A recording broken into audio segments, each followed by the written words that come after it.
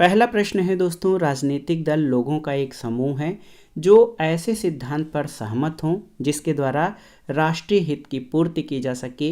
ये परिभाषा किसने दी है? ऑप्शन है गेटेल, गार्नर, मैकाइवर या एडमंड बर्ग। तो सही उत्तर ये परिभाषा एडमंड बर्ग की है। एडमंड बर्ग के अनुसार राजनीतिक दल लोगों का एक समूह है जो ऐसे सिद्धांत पर सहमत हों जिसके द्वारा राष्ट्रीय हित की पूर्ति की जा सके। और लॉर्ड ब्राइस कहते हैं कि राजनीतिक दल वह संगठित समूह है जो ऐच्छिक रूप से अपनी शक्ति को राजनीतिक सत्ता की प्राप्ति में लगाते हैं। और गेटेल का कहना है कि राजनीतिक दल उन नागरिकों का कम या अधिक संगठित समूह है जो एक राजनीतिक इकाई के रूप में कार्य करता है और अपनी राजनीतिक शक्तियों के प्रयोग द्वारा शासन को हस्तगत करने और अपनी नीतियों को लागू करने का प्रयत्न करता है। अगला प्रश्न है, समता सैनिक दल। समता सैनिक दल या सामाजिक समता सेना की स्थापना किसने की? ऑप्शन है सुभाष चंद्र बोस, सरदार पटेल, लोहिया या फिर B.R. अम्बेडकर। तो उत्तर है बाबा साहब डॉक्टर भीमराव अम्बेडकर। दोस्तों, डॉक्टर भीमराव अम्बेडकर द्वारा 25 नवंबर 1926 को स्थापित समता सैनिक दल एक सामाजिक संगठन था जिसका उद्देश्य गरीब शोषित वर्ग के लोगों को शोषण से मुक्ति दिलाकर सामाजिक समानता स्थापित करना था। अगला प्रश्न है, मॉरिस डुवर्जर के अनुसार निम्नलिखित में से कौन एक दल संगठन की विशेषता नहीं है? ऑप्शन है चौगुट, कोष, शाखा या प्रकोष्ठ। तो सही उत्तर आपका हो जाएगा कोष। दोस्तों, मॉरिस डुवर्जर के अनुसार राजनीतिक दल के संगठन तथा कार्यविधि का परीक्षण अनेक भीतरी चक्रों की भूमिका प्रदर्शित करता है जिसमें चौगुट यानी कॉशस, शाखा दल यानी ब्रांच पार्टी, प्रकोष्ठ दल यानी सेल पार्टी और सैनिक दस्ते यानी मिलिशिया शामिल हैं। इसमें कोष शामिल नहीं है। अगला प्रश्न बहुत ही महत्वपूर्ण है, एक परिभाषा है। किसने कहा है कि ये शब्द यानी जनमत सामान्यतया लोगों के विचार समुच्चय को इंगित करने हेतु प्रयुक्त होता है जो उन्हें अथवा समुदाय के हित को प्रभावित करने से संबंधित हैं? ऑप्शन है Henry Maine, Lord Acton, Lord Bryce या जेम्स ब्राइस। तो सही उत्तर ये जेम्स ब्राइस का कथन है। जेम्स ब्राइस ने अपनी प्रसिद्ध पुस्तक मॉडर्न डेमोक्रेसीज में जनमत की सुनिश्चित परिभाषा करने में अपने आप को असमर्थ पाने के कारण सामुदायिक हित साधना के आधार पर लोकमत को समझाने का प्रयास किया है। इस विचार के अनुसार लोकमत जनता का निश्चित मत न होकर जन समुदायों की ऐसी अस्पष्ट इच्छाओं, विश्वासों, नीतियों तथा रचनात्मक आकांक्षाओं का योग होता है जिसका आधार सार्वजनिक हित साधना हो। दूसरे शब्दों में ये शब्द जनमत सामान्यतया लोगों के विचार समुच्चय को इंगित करने के लिए प्रयुक्त होता है जो उन्हें अथवा समुदाय हित को प्रभावित करने से संबंधित है। अगला प्रश्न है, किसने कहा है कि दलीय प्रणाली किसी देश के राजनीतिक जीवन को यंत्रवत बना देती है? ऑप्शन है लीकाक, गिलक्राइस्ट, R.M. मैकाइवर या फाइनर। तो ये कथन गिलक्राइस्ट का है। गिलक्राइस्ट ने अपनी पुस्तक principles of the political science में लिखा है कि दलीय प्रणाली या जो पार्टी सिस्टम है किसी देश के राजनीतिक जीवन को यंत्रवत बना देती है। अगला प्रश्न कथन और कारण से संबंधित है। आपको बताना है कि कथन है कि एक दबाव समूह का अंतिम लक्ष्य शासन शक्ति पर कब्जा जमाना होता है। तो ये सही नहीं है। दोस्तों, दबाव समूह का नहीं बल्कि राजनीतिक दल का अंतिम लक्ष्य शासन शक्ति पर कब्जा जमाना होता है। दबाव समूह चुनाव नहीं लड़ते। तो बिल्कुल दबाव समूह चुनाव नहीं लड़ते। तो ए गलत और आर सही है। कौन सा विकल्प? ऑप्शन डी आपका सही उत्तर हो जाएगा। ए गलत किंतु आर सही है। दोस्तों, शासन शक्ति पर कब्जा जमाना राजनीतिक दलों का अंतिम लक्ष्य होता है। दबाव समूह अपने हितों के प्रति क्रियाशील रहते हैं और शासन प्रक्रिया में इनकी भूमिका अप्रत्यक्ष रूप से होती है। तो आप जान लीजिए कि ये कथन कि दबाव समूह का अंतिम लक्ष्य शासन शक्ति पर कब्जा जमाना है, ये गलत है। दबाव समूह चुनाव नहीं लड़ते। ये अपने हितों की प्राप्ति के लिए किसी राजनीतिक दल या उम्मीदवार का समर्थन मात्र करते हैं। शेष इनकी कोई भूमिका नहीं रहती। इसलिए इस प्रश्न का जो कारण है वो सही है, कथन आपका गलत है। अगले प्रश्न पर आते हैं। नव बहुलवाद के अनुसार राजनीतिक व्यवस्था में किन समूहों को उच्च स्थिति प्राप्त है, आपको बताना है। बहुत ही महत्वपूर्ण प्रश्न है, आप देख सकते हैं। नव बहुलवाद के अनुसार राजनीतिक व्यवस्था में किन समूहों को उच्च स्थिति प्राप्त है। ऑप्शन है श्रमिक संघ, व्यापारिक संघ, सांस्कृतिक संघ या दृष्टिकोण संघ। तो सही उत्तर व्यापारिक संघ, ऑप्शन बी। दोस्तों, नव बहुलवाद के अनुसार राजनीतिक व्यवस्था में व्यापारिक संघों को उच्च स्थिति प्राप्त है। लिंडबोम ने इस मत का समर्थन करते हुए लिखा है कि इसके दो फायदे हैं। पहला तो सरकार अच्छी अर्थव्यवस्था पर निर्भर रहती है, जिससे वो सभी दायित्वों को पूरा कर लेती है। दूसरे, बाजार अर्थव्यवस्था निवेश और रोजगार के अवसर प्रदान करती है। अगला प्रश्न है, निम्नांकित में से कौन सा दबाव समूह हिंसा के माध्यम का समर्थन करता है, आपको बताना है। प्रदर्शनात्मक, संस्थागत, संघात्मक या असंघात्मक। तो याद रखिएगा, प्रदर्शनात्मक दबाव समूह हिंसा के माध्यम का समर्थन करता है। दोस्तों, आमंड द्वारा वर्गीकृत दबाव समूहों में प्रदर्शनात्मक दबाव समूह अपने हितों की सिद्धि के लिए हिंसा का आश्रय भी लेते हैं। इस प्रकार के समूह भीड़ और प्रदर्शन आदि के रूप में आसपास प्रकट या विलुप्त होते रहते हैं। ये प्रदर्शनों, जुलूसों, दंगों, धरनों, हड़तालों आदि के रूप में प्रकट होकर अचानक प्रभावी हो जाते हैं। तो याद रखिएगा, जो प्रदर्शनात्मक दबाव समूह हैं वो हिंसा के माध्यम का समर्थन भी करते हैं। अगले प्रश्न पर आते हैं। कथन और कारण से संबंधित है, आप देख सकते हैं। कथन है, आनुपातिक प्रतिनिधित्व का साधारणतया बहुदलीय व्यवस्था से संबंध होता है। बिल्कुल सही है। कारण है कि इस व्यवस्था में छोटे दलों के लिए कुछ सीटें प्राप्त करना आसान होता है। तो बिल्कुल कथन और कारण दोनों सही है और कारण कथन की सही व्याख्या करता है। ऑप्शन ए आपका सही उत्तर हो जाएगा। दोस्तों, याद कर लीजिए कि आनुपातिक प्रतिनिधित्व बहुदलीय व्यवस्था से संबंधित होती है, ये सही है। द्विदलीय पद्धति में सामान्यतः सामान्य बहुमत प्रणाली का उपयोग होता है।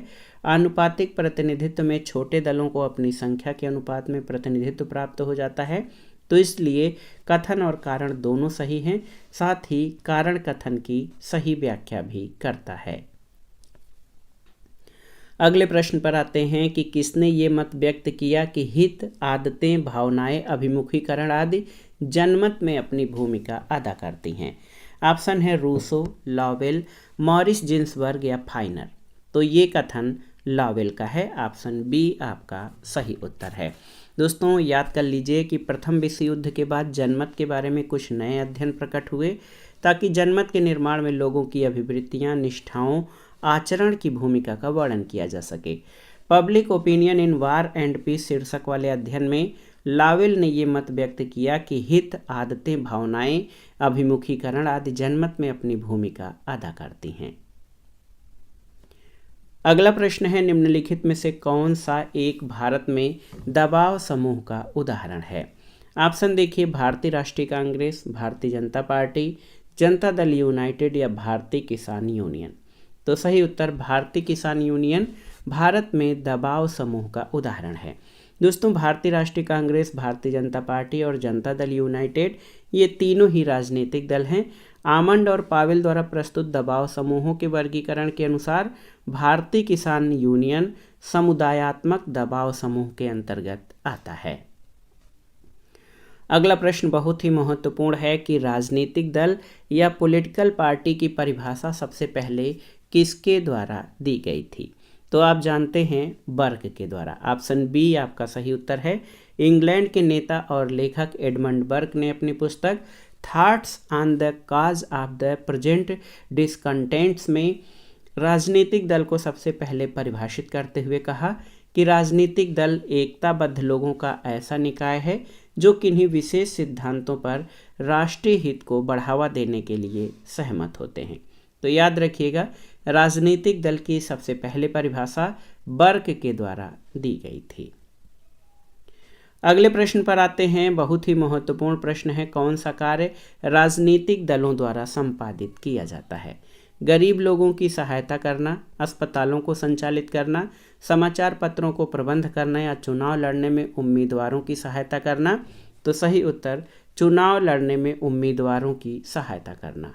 दोस्तों, राजनीतिक दलों का उद्देश्य सत्ता प्राप्त करने के लिए चुनाव में भाग लेना है।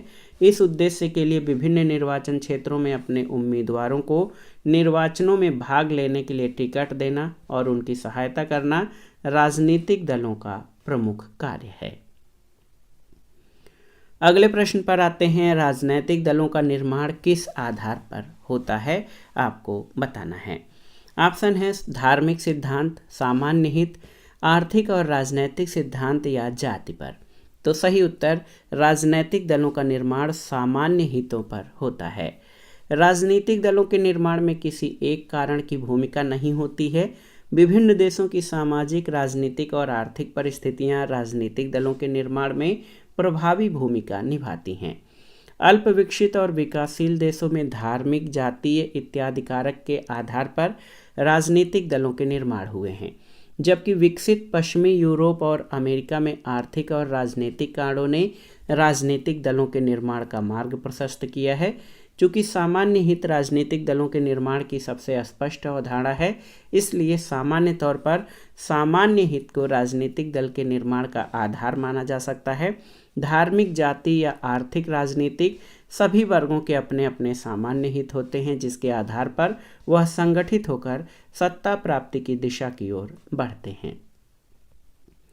अगला प्रश्न बहुत ही महत्वपूर्ण है। किसने दबाव समूह को एक अज्ञात साम्राज्य कहा है, आपको बताना है। बहुत ही महत्वपूर्ण प्रश्न है। ऑप्शन है मायरन बीनर, एस.ई. फाइनर, डेविड बी ट्रूमैन या V.O. की जूनियर। तो सही उत्तर एस.ई. फाइनर ने। दोस्तों, किसी भी राजनीतिक व्यवस्था में दबाव समूहों की महत्वपूर्ण भूमिका को देखते हुए एस.ई. फाइनर ने इन्हें अज्ञात साम्राज्य की संज्ञा दी है। D.D. मैकिन ने इनका नाम अदृश्य सरकार रखा है और थॉर्स्टेन सैलिन और रिचर्ड टी लैम्बर्ट ने इन्हें अनौपचारिक सरकार कहा है। तो याद रखिएगा, प्रेशर ग्रुप यानी दबाव समूहों को एस.ई. फाइनर ने अज्ञात साम्राज्य, D.D. मैकिन ने अदृश्य सरकार और थॉर्स्टेन सैलिन और रिचर्ड टी लैम्बर्ट ने इन्हें अनौपचारिक सरकार कहा है। अगला प्रश्न है, द्विपार्टी या द्विदलीय व्यवस्था पाई जाती है कहाँ पर? भारत में, फ्रांस में, यूएसएसआर में या यूएसए में? तो सही उत्तर यूएसए में। दो दलीय प्रणाली संयुक्त राज्य अमेरिका में पाई जाती है। इन दो दलों में एक का नाम रिपब्लिकन पार्टी है, दूसरे का नाम डेमोक्रेटिक पार्टी है। अमेरिका में सत्ता के लिए संघर्ष इन्हीं दोनों राजनीतिक दलों के बीच चलता रहता है। अगला प्रश्न है, किसने दबाव समूहों को अनाम साम्राज्य की संज्ञा दी है? ऑप्शन है आपके लुशियन पाई, आमंड, एस.ई. फाइनर या F.W. रिक्स। तो सही उत्तर एस.ई. फाइनर ने। दोस्तों, एस.ई. फाइनर ने दबाव समूहों को अज्ञात साम्राज्य और अनाम साम्राज्य दोनों ही कहा है। तो याद रखिएगा, एस.ई. फाइनर ने दबाव समूहों को एनानिमस एम्पायर की संज्ञा दी है। अगला प्रश्न है, कौन सा एक देश बहुदलीय व्यवस्था का प्रतिनिधित्व करता है? आपको बताना है। ब्रिटेन, संयुक्त राज्य अमेरिका, फ्रांस या चीन? तो सही उत्तर बहुदलीय व्यवस्था का प्रतिनिधित्व आप देख लीजिए, इनमें से फ्रांस करता है। बहुदलीय प्रणाली उसे कहते हैं जहां कई राजनीतिक दल होते हैं और दो से अधिक दल प्रभावशाली और महत्वपूर्ण होते हैं। France, Italy, Bharat, Germany, Switzerland आदि देशों में बहुदलीय प्रणाली है। एक दलीय प्रणाली वाले देशों में केवल एक राजनीतिक दल का अस्तित्व रहता है। वर्तमान में रूस और चीन में केवल एक दलीय प्रणाली है। द्विदलीय प्रणाली में दो दलों की प्रधानता रहती है। इसके अतिरिक्त अन्य छोटे दल भी रहते हैं, लेकिन देश की राजनीति में उनकी कोई महत्वपूर्ण भूमिका नहीं रहती है। संयुक्त राज्य अमेरिका और ब्रिटेन में द्विदलीय प्रणाली है, जबकि आप जानते हैं कि France, Italy, Bharat, Germany, Switzerland आदि देशों में बहुदलीय प्रणाली है। अगला प्रश्न है कि निम्न में से कौन सी वह विशेषता है जो एक राजनीतिक दल को दबाव समूह से भिन्न करती है?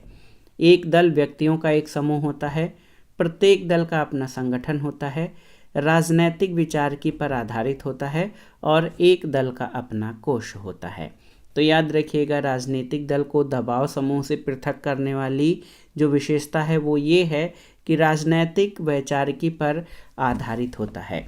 आप जान लीजिए, राजनीतिक दल राजनीतिक वैचारिकी या राजनीतिक विचारधारा पर आधारित होते हैं। दबाव गुट में विभिन्न राजनीतिक विचार वाले हो सकते हैं, जबकि एक राजनीतिक दल के सभी सदस्य कुछ निश्चित राजनीतिक सिद्धांतों को मानने वाले होते हैं। तो इस तरह से एक राजनीतिक दल से अनेक हित समूह संबंधित होते हैं, जिनके आर्थिक हित या तो भिन्न भिन्न हैं, लेकिन वे एक ही राजनीतिक वैचारिकी में विश्वास करते हैं। अगला प्रश्न है, दबाव समूह की तकनीक है। ऑप्शन है धमकी देना, मूल्य आधारित मांगे, अभिजन वर्ग का समर्थन या असहानुभूत रवैया। तो सही उत्तर मूल्य आधारित मांगे। दोस्तों, दबाव समूह जिन मांगों को सरकार के समक्ष रखते हैं उनके समर्थन में लोगों की स्वीकारोक्त भी आवश्यक है। मूल्य आधारित मांगे ही ज़्यादा से ज़्यादा समर्थन प्राप्त करने में सहायक हो सकते हैं। ऐसी मांगे सरकार पर दबाव नहीं डाल सकती जिन्हें जनता का व्यापक समर्थन प्राप्त न हो। तो याद रखिएगा, दबाव समूह की तकनीक मूल्य आधारित मांगे होती हैं। अगला प्रश्न देखिए, कथन और कारण से संबंधित है, बहुत ही महत्वपूर्ण है आपके लिए। नीचे दो वक्तव्य दिए गए हैं, एक कथन है और एक कारण है, और इसके आधार पर दिए गए कूट से सही उत्तर का चयन आपको करना है। बहुत ही महत्वपूर्ण प्रश्न है। कथन है कि भारत में सुदृढ़ दलीय व्यवस्था नहीं है, बिल्कुल सही है, और भारतीय राजनीतिक दल भारतीय समाज की जटिलता को प्रतिबिंबित करते हैं। तो ए और आर दोनों सही हैं और ए की सही व्याख्या आर करता है। दोस्तों, भारत में अभी भी कोई अस्थायी दल व्यवस्था उभर कर नहीं आई है। कांग्रेस और भाजपा के साथ संबद्ध विभिन्न दल सत्ता प्राप्ति के लिए क्रियाशील रहते हैं, इसलिए ये दलीय व्यवस्था न होकर भाजपा के नेतृत्व में राष्ट्रीय जनतांत्रिक गठबंधन और कांग्रेस के नेतृत्व में संयुक्त प्रगतिशील गठबंधन सरकार का निर्माण करते हैं। कांग्रेस और भाजपा के अलावा असंख्य राजनीतिक दलों का अस्तित्व भारतीय समाज की जटिलता को प्रतिबिंबित करते हैं, इसलिए ए और आर दोनों सही हैं और आर ए की सही व्याख्या करता है। अगला प्रश्न है, निम्नलिखित में से कौन दल प्रणाली की विशेषता नहीं है? दल अपने हितों के लिए संघर्ष करते हैं, दल प्रणाली व्यक्ति की वैयक्तिकता को नष्ट करती है, दल कृत्रिम विभेद उत्पन्न करते हैं और दल सरकार के अंगों में एक रूपता स्थापित करते हैं। तो दल सरकार के अंगों में एक रूपता स्थापित करते हैं, ये दल प्रणाली की विशेषता नहीं है। दोस्तों, समाज के प्रत्येक समूह और संस्था का निश्चित लक्ष्य अपने हित को सिद्ध करना होता है। यदि वे वैधानिक हैं तो इसके लिए वैधानिक तरीका अपनाएंगे, और यदि असंवैधानिक हैं तो कोई भी तरीका अपना सकते हैं। राजनीतिक दल एक वैधानिक संस्था है, अतः इसका प्रमुख लक्ष्य वैधानिक तरीके से सत्ता प्राप्त करना है। ये दल व्यक्ति के स्वतंत्र विचार को प्रभावित करते हैं और दूसरे दलों के प्रति जनता में भेद उत्पन्न करते हैं। दल मुख्य रूप से सत्ता में बने रहना चाहते हैं। सरकार के अंगों में एक रूपता से इनका कोई वास्ता नहीं है। अपने हितों के लिए संघर्ष करना दबाव समूहों का कार्य है। दल सत्ता प्राप्त करने के लिए संघर्ष करते हैं। राजनीतिक दलों के कोई स्पष्ट हित नहीं होते, अनेक हितों का विलयन राजनीतिक दल में हो जाता है, इसलिए समयानुकूल मुद्दे जो दल को सत्ता तक पहुंचाते हैं महत्वपूर्ण हो जाते हैं। दल प्रणाली से कार्यपालिका और विधायिका की गतिविधियां प्रभावित होती हैं, न कि न्यायपालिका की गतिविधियां। लोकतांत्रिक व्यवस्था में न्यायिक प्रणाली स्वतंत्र और निष्पक्ष होती है। इसमें नियुक्तियां और कार्यप्रणाली में संसद दल की भूमिका नहीं होती है, इसलिए दल के द्वारा सभी अंगों में एक रूपता स्थापित करने का प्रश्न नहीं उठता है। तो इस तरह से आप देखिए, ए और डी दल अपने हितों के लिए संघर्ष करते हैं, ए और डी दोनों ही सही हैं। अगला प्रश्न है, किस विद्वान ने कहा था कि भारत में स्वतंत्रता के पहले कुछ वर्षों में कुछ दलीय प्रणाली थी, वह एक दल प्रधान दल व्यवस्था थी? ऑप्शन है भीखू पारेख, माइरन बीनर, ग्रेनविल ऑस्टिन या रजनी कोठारी। तो सही उत्तर रजनी कोठारी। भारत में प्रचलित बहुदलीय प्रणाली यूरोपियन देशों जैसे फ्रांस, इटली से अलग है। भारतीय दल प्रणाली अपने आप में एक मॉडल है। मोरिस जोन्स और रजनी कोठारी ने 60 के दशक में इस विचार को लोकप्रिय बनाया कि भारत में स्वतंत्रता से पहले के वर्षों में जो दलीय प्रणाली थी वह एक दल प्रधान दल व्यवस्था थी। अगला प्रश्न है, किसने कहा है कि राजनीतिक दल अच्छे हैं या बुरे? इस संबंध में सूचना एकत्र करना वैसा ही है जैसा इस संबंध में विचार करना कि हवाएं और ज्वार भाटे अच्छे होते हैं या बुरे। तो ये कथन लॉवेल का है। ऑप्शन बी आपका सही उत्तर है।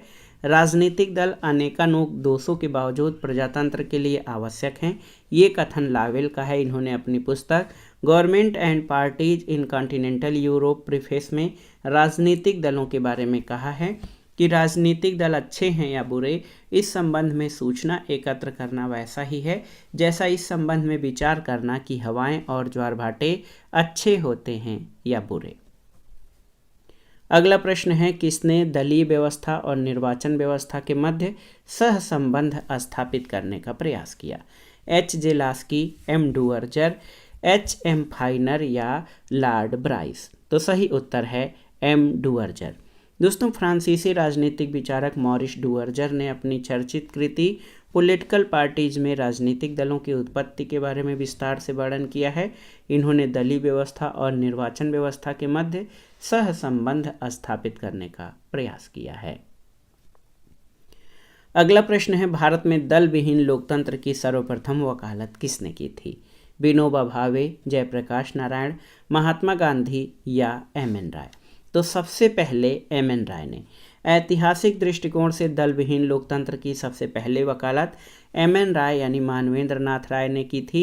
हालांकि ये सभी विचारक राजनीतिक दलों को लोकतंत्र के लिए घातक मानते हैं, लेकिन एम एन राय ने सबसे पहले इस मत का प्रतिपादन किया कि लोकतांत्रिक व्यवस्था में कोई भी राजनीतिक दल किसी व्यक्ति का प्रतिनिधित्व नहीं कर सकता। जयप्रकाश नारायण ने भी दल विहीन लोकतंत्र की वकालत की है।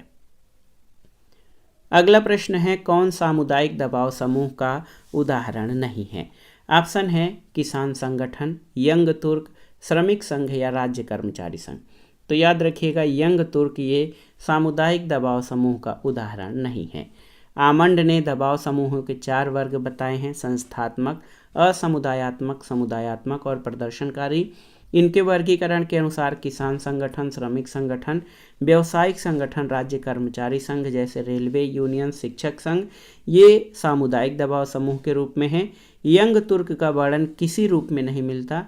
युवा तुर्क आंदोलन 20वीं सदी के आरंभिक दिनों में एक राजनीतिक सुधार आंदोलन था। इसका उद्देश्य उस्मानिया साम्राज्य के पूर्ण राजतंत्र को समाप्त करके वहां संवैधानिक राजतंत्र स्थापित करना था। जी गैब्रियल ए आमंड ने दबाव समूहों के वर्गीकरण संस्थात्मक, समुदायात्मक, असमुदायात्मक और प्रदर्शनकारी के रूप में किया है। सामुदायिक दबाव समूह हितों की अभिव्यक्ति के विशेषीकृत संघ होते हैं। इनकी मुख्य विशेषता अपने विशिष्ट हितों की पूर्ति करना है और इनमें व्यवसायिक संगठन, किसान संगठन और श्रमिक संगठन आदि हैं। यंग तुर्क जो है ये सामुदायिक दबाव समूह का उदाहरण नहीं है। अगला है, निम्नलिखित में से कौन सा जो कथन है वो सत्य है, आपको बताना है। तो यहाँ पर सभी दबाव समूह हित समूह हैं, बिल्कुल सभी है, सही है। सभी हित समूह दबाव समूह हैं। दबाव समूह राज्य की निर्णय प्रक्रिया को प्रभावित नहीं कर सकते। हित व्यक्ति की समस्याओं का समाधान नहीं कर सकते। तो दोस्तों, सभी दबाव समूह हित समूह हैं। ऑप्शन ए ये आपका सही है। हित समूह एक व्यापक अवधारणा है। इसके अंतर्गत दबाव समूह, एनजीओ, आईएनजीओ, लॉबी इत्यादि आते हैं। जो हित समूह शासन पर दबाव डालकर अपने हितों की पूर्ति करते हैं उन्हें ही दबाव समूह कहा जाता है। लेकिन कुछ हित समूह स्वतंत्र रूप से कार्य करते हैं जिनका सरकार की गतिविधियों में कोई संबंध नहीं होता। इन आधारों पर यह कहा जाता है कि सभी दबाव समूह हित समूह हैं, किंतु सभी हित समूह दबाव समूह नहीं हैं। अगला प्रश्न है, किसने चेतावनी दी कि भारत में व्यक्ति पूजा की भावना लोकतंत्र के लिए सबसे बड़ा खतरा है? ऑप्शन है महात्मा गांधी, बी आर अम्बेडकर, जवाहरलाल नेहरू या विनोबा भावे। तो सही उत्तर बी आर अम्बेडकर। दोस्तों, राजनीति में व्यक्ति पूजा के दुष्प्रभावों को देखते हुए डॉक्टर अंबेडकर ने इसे लोकतंत्र के लिए सबसे बड़ा खतरा घोषित किया था। भारत की राजनीति में भक्ति या आत्मसमर्पण या नायक पूजा अन्य देशों की तुलना में बड़े स्तर पर अपनी भूमिका निभाते हैं। राजनीति में व्यक्ति पूजा पतन का रास्ता है, जो अंततः तानाशाही पर खत्म होता है। अगला प्रश्न है, राजनीतिक दल अपरिहार्य हैं, कोई भी स्वतंत्र देश उनके बिना नहीं रह सकता, ये कथन किसका है? तो ये ब्राइस का कथन है। ब्राइस के अनुसार राजनीतिक दल अपरिहार्य हैं, कोई भी स्वतंत्र देश उनके बिना नहीं रह सकता। इसके अलावा ब्राइस ने राजनीतिक दल के संबंध में कहा कि राजनीतिक दल उस संगठित समूह को कहते हैं जिसकी सदस्यता ऐच्छिक हो, जो राजनीतिक शक्ति को प्राप्त करने में अपनी सामूहिक शक्ति लगा दे। एडमंड बर्क के अनुसार राजनीतिक दल ऐसे व्यक्तियों का एक ऐसा समूह है जिसके सदस्य सामान्य सिद्धांतों पर सहमत हों और सामूहिक प्रयत्नों द्वारा राष्ट्रीय हित को प्रोत्साहित करने के लिए एकता के सूत्र में बंधे हो। मैकाइवर के अनुसार एक राजनीतिक दल एक ऐसी संस्था है जिसे किसी सिद्धांत या नीति के लिए संगठित किया गया है और उस नीति को ये संवैधानिक साधनों से सरकार के निर्णय के रूप में परिणत करने का प्रयत्न करता है। लीकाक के अनुसार राजनीतिक दल नागरिकों के एक संगठित समुदाय को कहते हैं जो इकट्ठे मिलकर एक राजनैतिक इकाई के रूप में कार्य करता है। उसके विचार सार्वजनिक प्रश्नों पर एक समान होते हैं और वे एक समान उद्देश्य की पूर्ति के लिए मतदान की शक्ति का प्रयोग करके सरकार पर अपना आधिपत्य करना चाहते हैं। अगला प्रश्न है, ब्रिटेन में महिलाओं को वोट देने का अधिकार किस शताब्दी में मिला? 17वीं, 18वीं, 19वीं या 20वीं? तो सही उत्तर 20वीं शताब्दी। ब्रिटेन में महिलाओं को मताधिकार 1918 में 20वीं सदी जन प्रतिनिधित्व कानून यानी representation of the people act 1918 के माध्यम से प्रदान किया गया। तो याद रखिएगा, ब्रिटेन में महिलाओं को वोट देने का अधिकार 20वीं शताब्दी में प्राप्त हुआ। अगला प्रश्न है, किसमें राजनैतिक दल भाग नहीं लेते? आपको बताना है। शासन में, विधि निर्माण में, प्रदत्त विधि निर्माण या निर्वाचन में? तो सही उत्तर प्रदत्त विधि निर्माण में। राजनीतिक दलों के कार्यों में प्रदत्त विधि निर्माण या प्रत्यायोजित विधायन का कार्य नहीं आता। राजनीतिक दलों के कार्यों में मुख्यतः चुनाव में प्रतिभाग करना, नीति निर्माण करना, नेताओं की भर्ती और प्रशिक्षण करना, सरकार चलाना, विपक्ष की भूमिका निभाना, जनमत का निर्माण करना, हित प्रकटीकरण और समूहन तथा राजनैतिक सामाजिकरण शामिल हैं। प्रदत्त विधायन मुख्य रूप से कार्यपालिका और विधायिका से संबंधित प्रक्रिया है जो सत्ता में होते हैं। अगला प्रश्न है, निम्नलिखित में से किस देश में एक दलीय पद्धति है? आपको बताना है। भारत, फ्रांस, चीन या अमेरिका? तो चीन में एक दलीय पद्धति है, साम्यवादी शासन प्रणाली। इसके अंतर्गत एक दलीय व्यवस्था है। चीन की साम्यवादी पार्टी को कम्युनिस्ट पार्टी ऑफ चाइना कहते हैं। ये विश्व की सबसे पुरानी कम्युनिस्ट पार्टी है जो वर्तमान में कार्यरत है। इसके अतिरिक्त भारत में बहुदलीय प्रणाली है, संयुक्त राज्य अमेरिका में द्विदलीय प्रणाली है और चीन और अन्य साम्यवादी देशों में एक दलीय पद्धति पाई जाती है। अगला प्रश्न और इस वीडियो का आखिरी प्रश्न है कि निम्नलिखित में से कौन सा राजनीतिक दल का आवश्यक तत्व नहीं है? संगठन, विदेशों द्वारा मान्यता, सामान्य सिद्धांतों में सहमति या संवैधानिक साधनों में विश्वास? तो सही उत्तर विदेशों द्वारा मान्यता। दोस्तों, विदेशों द्वारा राष्ट्र को मान्यता देना और विदेशों से राष्ट्र द्वारा मान्यता प्राप्त करना ये राष्ट्र के अध्यक्ष का काम है। राजनीतिक दलों की जो विशेषताएं होती हैं उसमें ये कि दल ऐच्छिक संस्था होते हैं, दल के सामान्य सिद्धांतों पर सहमति होती है, ये शांतिपूर्ण और संवैधानिक साधनों में विश्वास करते हैं, इनका लक्ष्य राजनीतिक शक्ति प्राप्त करना होता है, दल का संगठित होना अनिवार्य है और ये राष्ट्रीय हितों को प्रमुखता देते हैं। तो याद रखिएगा, विदेशों द्वारा मान्यता राजनीतिक दल का आवश्यक तत्व नहीं है। संगठन, सामान्य सिद्धांतों में सहमति और शांतिपूर्ण और संवैधानिक साधनों में विश्वास ये राजनीतिक दलों की प्रमुख विशेषताएं थीं। तो दोस्तों, ये था आज का वीडियो। नागरिक शास्त्र और राजनीति विज्ञान के महत्वपूर्ण प्रश्नों के अंतर्गत इस वीडियो में हमने राजनीतिक दल, दबाव समूह और जनमत से संबंधित महत्वपूर्ण प्रश्नों के भाग को कवर किया, जो आपके आगामी परीक्षाओं के लिए बहुत ही उपयोगी है। इसका दूसरा भाग हम अगले वीडियो में प्रस्तुत करेंगे। तब तक हमारे चैनल से जुड़े रहें, वीडियो को लाइक करें, शेयर करें और इस चैनल मार्गदर्शन फॉर सिविल सर्विसेज को सब्सक्राइब करें। वीडियो देखने के लिए धन्यवाद दोस्तों, नमस्कार। पहला प्रश्न है, निम्नलिखित में से कौन सी राजनीतिक दल की विशेषता नहीं है? बहुत ही महत्वपूर्ण प्रश्न है। ऑप्शन है संगठन, अवैधानिक साधनों का प्रयोग, लोकतंत्र में विश्वास या फिर वैचारिक एकता। तो आप देख सकते हैं अवैधानिक साधनों का प्रयोग ये राजनीतिक दल की विशेषता नहीं है। दोस्तों आप जान लीजिए, जो समूह या संगठन समान उद्देश्य की प्राप्ति के लिए कार्य करता है उसको दल कहते हैं। यदि उस दल का उद्देश्य राजनीतिक हो तो उसे राजनीतिक दल कहा जाता है। और राजनीतिक दल की कुछ प्रमुख विशेषताएं हैं, जैसे संगठन, मूलभूत सिद्धांतों की एकता, संवैधानिक उपायों का प्रयोग, लोकतंत्र में विश्वास और राष्ट्रीय हित की अभिवृद्धि। तो याद रखिएगा, राजनीतिक दल अवैधानिक नहीं बल्कि संवैधानिक और संविधान सम्मत सिद्धांतों और साधनों का प्रयोग करते हैं। अगला प्रश्न है, निम्नलिखित में से कौन ये विश्वास करता है कि प्रजातांत्रिक और सर्वाधिकारवादी दोनों ही व्यवस्थाओं में राजनीतिक दलों का चरित्र आवश्यक रूप से अल्पतंत्रीय होता है?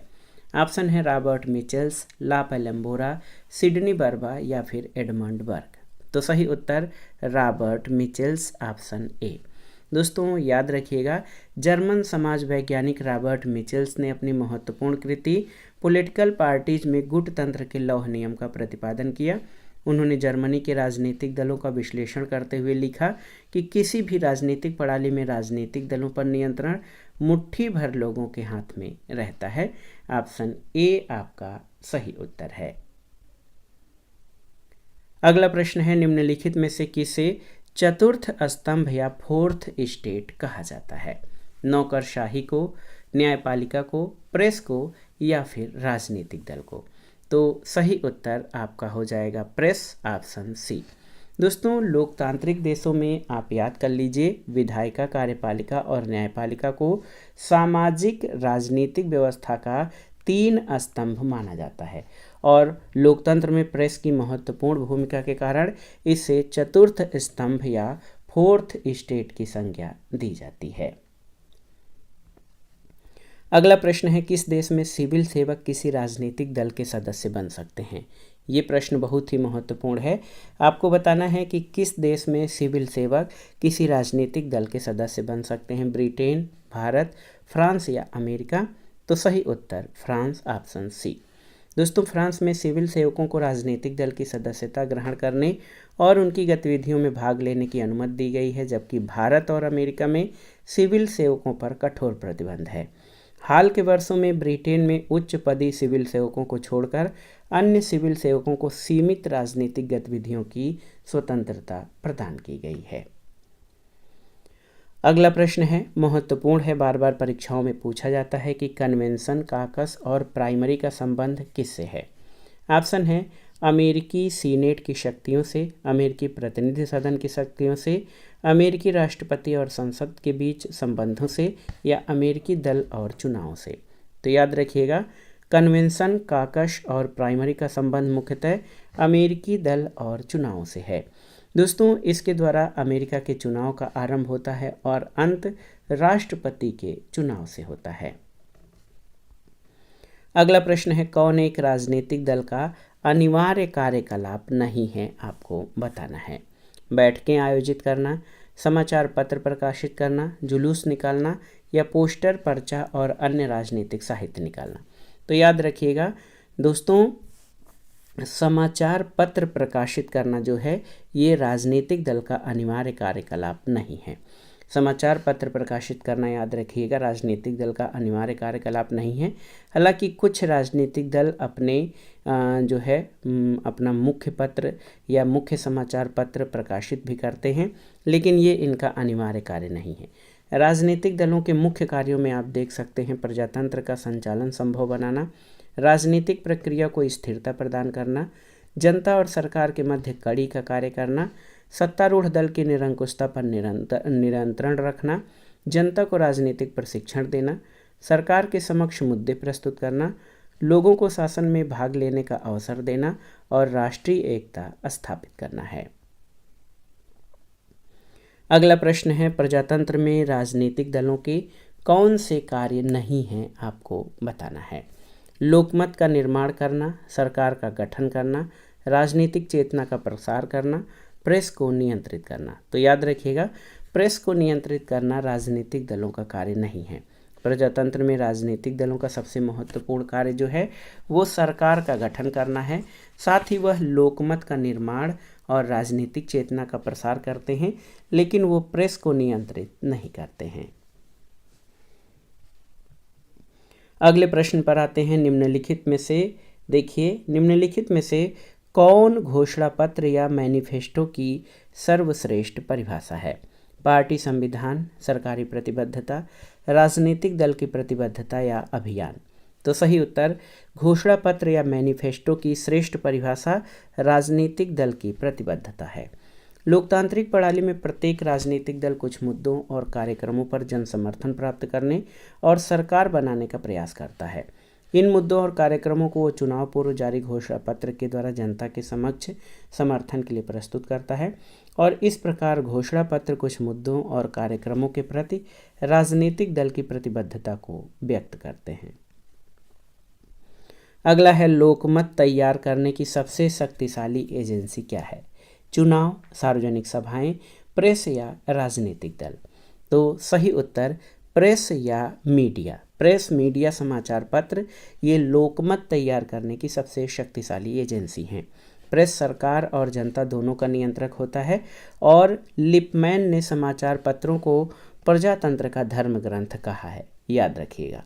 दोस्तों, लोकमत निर्माण के अन्य साधन में मानवीय तत्व, शिक्षण संस्थाएं, रेडियो, टीवी, सिनेमा, मंच, व्यवस्थापिका सभाएं और राजनीतिक दल हैं, जबकि चुनाव, आवेदन पत्र, स्मृति पत्र, वैधानिक आंदोलन और सत्याग्रह ये लोकमत अभिव्यक्ति के साधन हैं।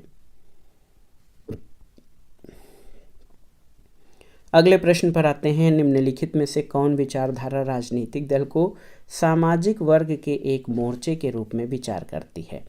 राजनीतिक दल को सामाजिक वर्ग के एक मोर्चे के रूप में कौन सी विचारधारा मानती है? ऑप्शन है आदर्शवाद, व्यक्तिवाद, फेबियनवाद या मार्क्सवाद। तो सही उत्तर मार्क्सवाद। मार्क्सवादी विचारधारा में राजनीतिक दल को श्रमजीवी क्रांति का अग्रिम दस्ता मानते हैं। दल ही श्रमिक वर्ग में क्रांति के विचार का प्रसार करता है, उन्हें क्रांति की कला की शिक्षा देता है और उन्हें अपने उद्देश्य में सफल बनाता है। यह न केवल शांति से पहले आवश्यक है बल्कि श्रमजीवी अधिनायक तंत्र की स्थापना के लिए और क्रांति के बाद भी आवश्यक है। अगला प्रश्न है, आधुनिक दल व्यवस्था यानी मॉडर्न पार्टी सिस्टम का उद्भव सबसे पहले कहाँ हुआ था? ऑप्शन है यूएसए में, फ्रांस में, इंग्लैंड में या बेल्जियम में। तो सही उत्तर इंग्लैंड में। दोस्तों, अमेरिका में सबसे पहले फेडरलिस्ट और एंटी फेडरलिस्ट ग्रुप अस्तित्व में आए, जो बाद में डेमोक्रेटिक और रिपब्लिकन के रूप में संगठित हुए। वर्तमान में इन्हें ही आधुनिक दल प्रणाली का उदाहरण माना जाता है, जबकि दलीय प्रणाली का उद्भव सबसे पहले ग्रेट ब्रिटेन यानी इंग्लैंड में हुआ था। अगला प्रश्न है, ब्रिटिश टोरी और व्हिग दलों की विचारधारा क्रमशः कौन सी है? तो सही उत्तर है टोरी दल अनुदारवादी और व्हिग दल उदारवादी। याद रखिएगा, ब्रिटिश टोरी और व्हिग दलों की विचारधारा क्रमशः अनुदारवादी और उदारवादी थी। यूरोप की पुरानी पार्टियों में से एक टोरी पार्टी का जन्म 17वीं शताब्दी के उत्तरार्ध में हुआ और वर्तमान की कंजर्वेटिव पार्टी का तार टोरी पार्टी से जोड़ा जाता है और ब्रिटेन में द्विदलीय पद्धति के तहत इस समय कंजर्वेटिव और श्रमिक दो दल हैं। अगला प्रश्न है, किसी राजनीतिक दल का मुख्य उद्देश्य क्या होता है? आपको बताना है। तो सही उत्तर सत्ता प्राप्त करना। आप जान लीजिए, किसी भी राजनीतिक दल का मुख्य उद्देश्य सत्ता प्राप्त करना है। जब किसी भी दबाव समूह का मुख्य उद्देश्य सत्ता प्राप्त करना न होकर अपने सदस्यों के हितों की पूर्ति या सिद्ध करना होता है। राजनीतिक दल और दबाव समूह में जो अंतर हैं उनको इस प्रकार से हम देख सकते हैं कि दबाव समूह का आकार और उद्देश्य दलों की तुलना में सीमित होता है। व्यक्ति कई दबाव समूहों का सदस्य हो सकता है लेकिन कई दलों का सदस्य नहीं हो सकता। दबाव समूहों के विपरीत दलों के निश्चित सिद्धांत और कार्यक्रम होते हैं। दलों का मुख्य उद्देश्य सत्ता प्राप्ति है, किंतु दबाव समूहों का उद्देश्य सत्ता को इस प्रकार प्रभावित करना है कि उनके हितों की पूर्ति हो।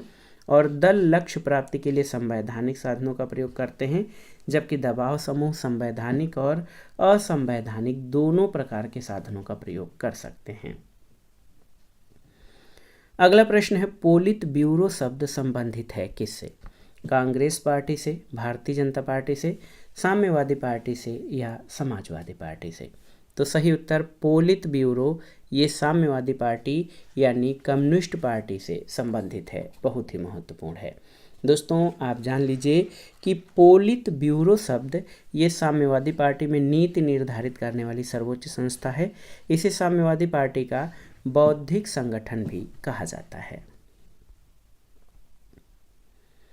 अगला प्रश्न है, निम्न में से किसे दबाव समूह माना जा सकता है? भारतीय राष्ट्रीय श्रमिक कांग्रेस को, अंतर्राष्ट्रीय श्रम संगठन को, राष्ट्रीय स्वयंसेवक संघ को या भारत सेवक समाज को? तो सही उत्तर भारतीय राष्ट्रीय श्रमिक कांग्रेस को।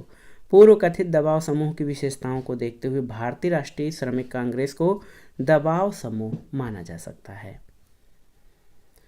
अगला प्रश्न है, जनमत का वास्तविक अर्थ क्या है? आपको बताना है। तो सही उत्तर जनमत यानी पब्लिक ओपिनियन का वास्तविक अर्थ ये है कि ऐसा मत जो सारे समुदाय के कल्याण या हित को ध्यान में रखे उसे जनमत कहते हैं। जनमत से तात्पर्य लोगों के उस मत से है जो सारे समुदाय या समुदाय के अधिकांश भाग के कल्याण को ध्यान में रख के। एक विचारक हैं लिपमैन। लिपमैन के अनुसार जनमत लोगों के मस्तिष्क की वे धारणाएं हैं जो अपने बारे में, दूसरों के बारे में, अपनी आवश्यकताओं, उद्देश्यों और संबंधों के बारे में रखते हैं। और एक विचारक हैं डूब के अनुसार जनमत का अर्थ है सामाजिक समूह के रूप में जनता का किसी प्रश्न या समस्या के प्रति रुख या विचार। अगले प्रश्न पर आते हैं, निम्नलिखित में से कौन एक स्वस्थ जनमत के निर्माण में बाधा है? स्वतंत्र प्रेस, सकारात्मक पत्रकारिता, सांप्रदायिक प्रचार प्रसार या राष्ट्रपति के भाषण? तो सही उत्तर सांप्रदायिक प्रचार प्रसार। दोस्तों सांप्रदायिक प्रचार प्रसार एक स्वस्थ जनमत के निर्माण में बाधा है। सांप्रदायिकता, जातिवाद, वर्गीयता आदि भावनाएं स्वार्थपरकता, असहिष्णुता और संकुचित दृष्टिकोण को जन्म देती हैं, जिनसे स्वस्थ जनमत के निर्माण में बाधा पहुंचती है। दूसरी ओर स्वतंत्र प्रेस, सकारात्मक पत्रकारिता, राष्ट्रपति का अभिभाषण स्वस्थ जनमत निर्माण के सहायक तत्व हैं। अगला प्रश्न देखिए, विधानसभा में किसी दल के निर्वाचित सदस्यों के दल बदल पर निम्नलिखित में से किसने प्रतिबंध लगाया है? ऑप्शन है संविधान का जो 52वां संविधान संशोधन अधिनियम है, जनप्रतिनिधित्व कानून, संविधान का 42वां संशोधन अधिनियम या संविधान का 74वां संशोधन? तो सही उत्तर संविधान का 52वां संशोधन अधिनियम। और ये दल के निर्वाचित सदस्यों के दल बदल पर प्रतिबंध लगाता है। भारतीय राजनीति में दल बदल के दुष्चक्र को रोकने के लिए 1985 में 52वां संविधान संशोधन किया गया, लेकिन त्रुटिपूर्ण होने के कारण वो इस बुराई को दूर न कर सका।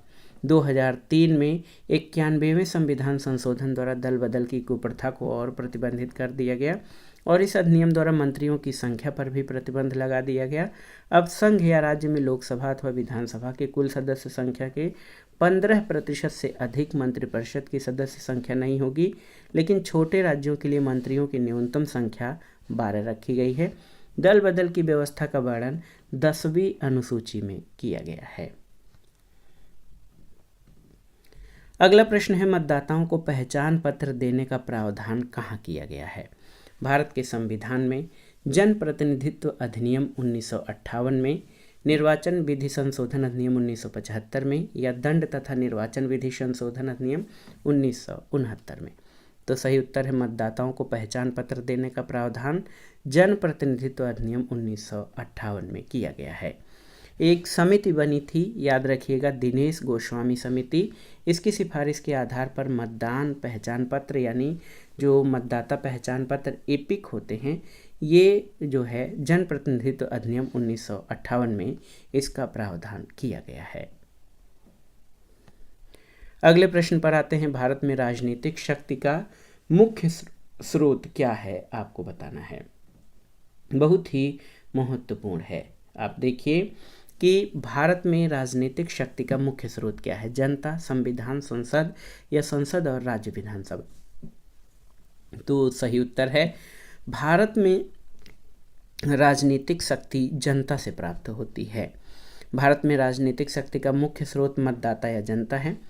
बाबा साहब डॉक्टर भीमराव अंबेडकर के अनुसार उद्देशिका स्पष्ट करती है कि भारतीय संविधान का आधार जनता है और इसमें निहित प्राधिकार और प्रभुसत्ता सब जनता से प्राप्त हुई है। अगला प्रश्न है दबाव समूह की मुख्य विशेषता है क्या? अनिश्चित कार्यकाल, प्रशासन में परोक्ष भूमिका, सर्वव्यापक प्रकृति या संवैधानिक साधनों का आवश्यक रूप से प्रयोग? तो सही उत्तर प्रशासन में परोक्ष भूमिका ये दबाव समूह या प्रेशर ग्रुप की मुख्य विशेषता है।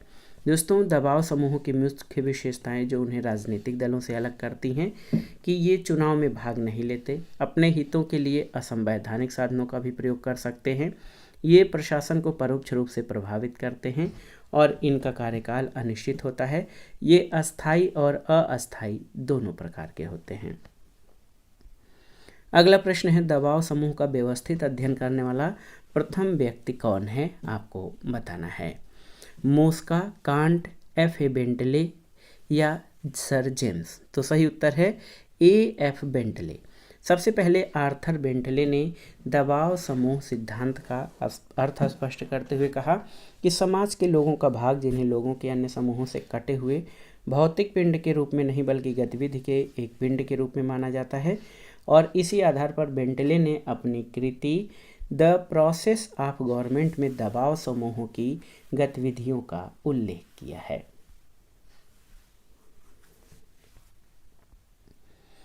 अगला प्रश्न है दबाव समूह। ऑप्शन है हिंसक तरीके से अपना कार्य करवाते हैं, दबाव बनाकर अपना कार्य कराते हैं, क्रांति का सहारा लेते हैं या इनमें से किसी विधि का इस्तेमाल नहीं करते। तो सही उत्तर आप जान लीजिए दोस्तों कि दबाव समूह दबाव बनाकर अपना कार्य कराते हैं। दोस्तों, दबाव समूह अपने उद्देश्यों की पूर्ति के लिए कई प्रकार की युक्तियां अपनाते हैं, जिसमें अनुनय विनय, देखिए अनुनय विनय, सौदेबाजी, सीधी कार्रवाई, लॉबिंग जो कि विधानमंडल के सदस्यों को प्रभावित कर अपने हितों में कानूनों का निर्माण करवाना, दूर संचार सेवा यानी रेडियो, टीवी, प्रेस साधनों का स्वहितों की पूर्ति के लिए प्रयोग, निजी नीति निर्माताओं को प्रभावित करने के लिए आंकड़ों का प्रकाशन, गोष्ठियों का आयोजन, न्यायालयों में याचिका दायर करना और अपने समर्थक व्यक्तियों को चुनाव में दलीय प्रत्याशी मनोनीत करवाना, ये सभी आप जान लीजिए दबाव समूहों के कार्य करने की जो प्रक्रिया और तरीके हैं। अगला प्रश्न है आमंड और पावेल द्वारा किए गए दबाव समूहों के वर्गीकरण में क्या शामिल नहीं है? संस्थात्मक दबाव समूह आप देख सकते हैं, संस्थात्मक दबाव समूह, संवैधानिक दबाव समूह, समुदायात्मक दबाव समूह या असमुदायात्मक दबाव समूह। तो याद रखिएगा आमंड और पावेल द्वारा किए गए दबाव समूहों के वर्गीकरण में संवैधानिक दबाव समूह शामिल नहीं है। आमंड और पावेल ने जो वर्गीकरण किया है, इनके वर्गीकरण में शामिल दबाव समूहों के 4 प्रकार हैं: संस्थात्मक, प्रदर्शनकारी, समुदायात्मक और असमुदायात्मक। इसमें संवैधानिक दबाव समूह शामिल नहीं है आमंड और पावेल द्वारा किए गए दबाव समूहों के वर्गीकरण में। अगले प्रश्न पर आते हैं, अमेरिका में दबाव समूहों द्वारा कौन सी विधि प्रयोग में लाई जाती है? बहिष्कार, लाबी प्रचार, विधि अभियोग या शांतिपूर्ण प्रदर्शन। तो सही उत्तर लॉबिंग या लाबी प्रचार ये अमेरिका में या अमेरिकी दबाव समूहों द्वारा लॉबिंग प्रचार प्रयोग में लाया जाता है। दोस्तों, इस प्रक्रिया में क्या होता है कि विधानमंडल के सदस्यों को प्रभावित करके अपने हितों में या अपने हितों के आधार पर कानूनों का निर्माण कराना है। अगला प्रश्न है, निम्नलिखित में से कौन से वक्तव्य सही हैं आपको बताना है। यहाँ पर 4 कथन दिए गए हैं, इनके आधार पर आपको बताना है कि कौन से कथन सही हैं।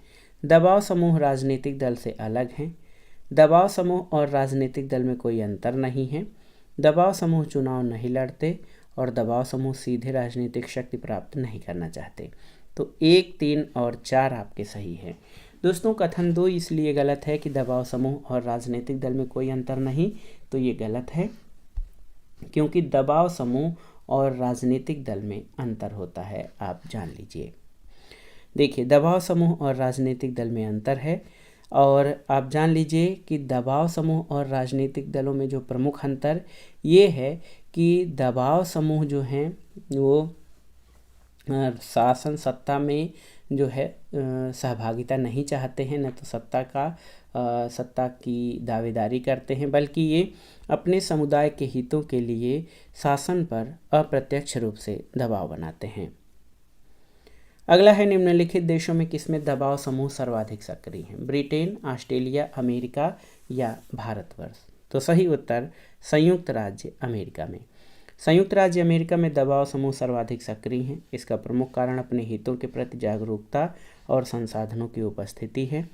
अमेरिका में दबाव समूहों के द्वारा जनप्रतिनिधियों को प्रभावित करने और अपने पक्ष में कानून बनवाने के लिए लॉबिंग व्यवस्था बहुत प्रचलित है। अगले प्रश्न पर आते हैं। प्रश्न है कि उपद्रव और प्रदर्शन प्रायः उदाहरण हैं किसके?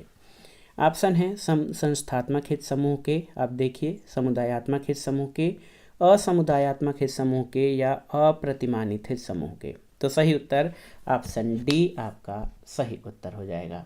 दोस्तों, जान लीजिए कि उपद्रव और प्रदर्शन अप्रतिमानित हित समूह के उदाहरण हैं। आमंड ने दबाव समूहों को 4 वर्गों में बांटा है: संस्थात्मक दबाव समूह, प्रदर्शनात्मक दबाव समूह, चमत्कारित या अप्रतिमानित दबाव समूह और असमुदायात्मक दबाव समूह तथा समुदायात्मक दबाव समूह। आमंड के अनुसार अप्रतिमानित दबाव समूह प्रदर्शनात्मक या चमत्कारिक व्यवहार से युक्त होते हैं और प्रदर्शन, आंदोलन, रैली, दंगों आदि के रूप में प्रकट होकर अपने प्रभाव का विस्तार करते हैं। अगला प्रश्न है, दबाव समूह के विषय में क्या सत्य नहीं है? देखिए, वे संगठित होते हैं, बिल्कुल सही है। वे राजनीतिक गतिविधियों में हिस्सा लेते हैं, ये सही है। वे सरकार पर दबाव डालते हैं, सही है। वे चुनाव लड़ते हैं, ये आपका सही नहीं है। दबाव समूह चुनाव नहीं लड़ते। ये अपने हितों को सिद्ध करने के लिए राजनीतिक दलों को चंदे देते हैं, जनमत तैयार करने और सरकार बनाने में उनकी मदद करते हैं, अपने काम पूरा करने के लिए संगठित होकर सरकार पर दबाव बनाते हैं और अपने पक्ष में कानून का निर्माण कराते हैं। तो याद रखिएगा, दबाव समूहों के विषय में ये कथन सही नहीं है कि वो चुनाव लड़ते हैं। अगला प्रश्न है, दबाव समूहों का स्वभाव होता है कैसा? तो सही उत्तर दबाव समूहों का स्वभाव अदृश्य सरकार के रूप में होता है। दबाव समूहों की कार्यशैली के कारण इनको अदृश्य सरकार या इनविजिबल गवर्नमेंट कहा जाता है। एक विचारक हैं S.E. फाइनर, इन्होंने इसे एनानिमस एम्पायर या अज्ञात साम्राज्य की संज्ञा दी है। शुम्पीटर ने इसे वर्तमान लोकतांत्रिक व्यवस्था में गुमनाम साम्राज्य के शासक की संज्ञा दी है दबाव समूहों को। अगला प्रश्न है, कौन दबाव समूह का कार्य नहीं है? आपको बताना है। ऑप्शन है, दबाव समूह जनतांत्रिक प्रक्रिया की अभिव्यक्ति के साधन है। दबाव समूह शासन के लिए सूचना एकत्र करने वाले संगठन हैं।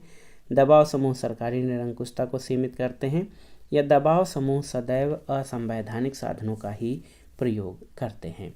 तो सही उत्तर दबाव समूह सदैव असंवैधानिक साधनों का ही प्रयोग करते हैं, ये दबाव समूह का कार्य नहीं है। दोस्तों, दबाव समूह सदैव असंवैधानिक साधनों का प्रयोग नहीं करते, वे संवैधानिक साधनों का भी प्रयोग करते हैं। दबाव समूहों के कार्य और भूमिका देख लीजिए। लोकतांत्रिक प्रक्रिया को दबाव समूह जीवंत बनाते हैं, शासन के लिए सूचना एकत्र करने वाले संगठन के रूप में कार्य करते हैं, सरकार की निरंकुशता को सीमित करते हैं, समाज और शासन में संतुलन स्थापित करते हैं, व्यक्ति और सरकार के मध्य संचार साधन के रूप में कार्य करते हैं, क्षेत्रीय प्रतिनिधित्व के पूरक का कार्य करते हैं और कानून निर्माण में विधायकों की सहायता करते हैं, जिस कारण आज इन्हें विधानमंडल के पीछे विधानमंडल कहा जाता है दबाव समूहों को। अगले प्रश्न पर आते हैं, दबाव समूहों का मुख्य उद्देश्य क्या है? राजनीतिक सत्ता प्राप्त करना, भौतिक विकास के लिए कार्य करना, अपने सदस्यों के हितों को विकसित करना या धर्म की रक्षा करना। तो सही उत्तर दबाव समूहों का मुख्य उद्देश्य अपने सदस्यों के हितों का विकास करना है। दबाव समूह आधुनिक प्रजातंत्र के अभिन्न अंग हैं। ये अमेरिकी राजनीतिक व्यवस्था की देन है। दबाव समूहों का मुख्य उद्देश्य अपने सदस्यों के हितों को सिद्ध करना है। दबाव समूहों की जो विशेषताएं हैं, इनका उद्देश्य सीमित होता है। औपचारिक और अनौपचारिक रूप से इनका संगठन होता है। संवैधानिक और असंवैधानिक साधनों का ये प्रयोग कर सकते हैं।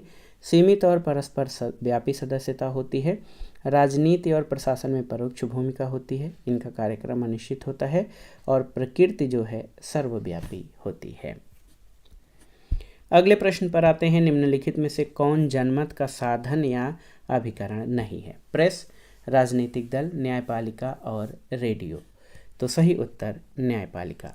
न्यायपालिका जनमत निर्माण का साधन नहीं है। जनमत निर्माण के साधनों में समाचार पत्र, रेडियो, सिनेमा, अन्य संचार साधन, सुसंगठित राजनीतिक दल, सार्वजनिक मंच आदि को शामिल किया गया है।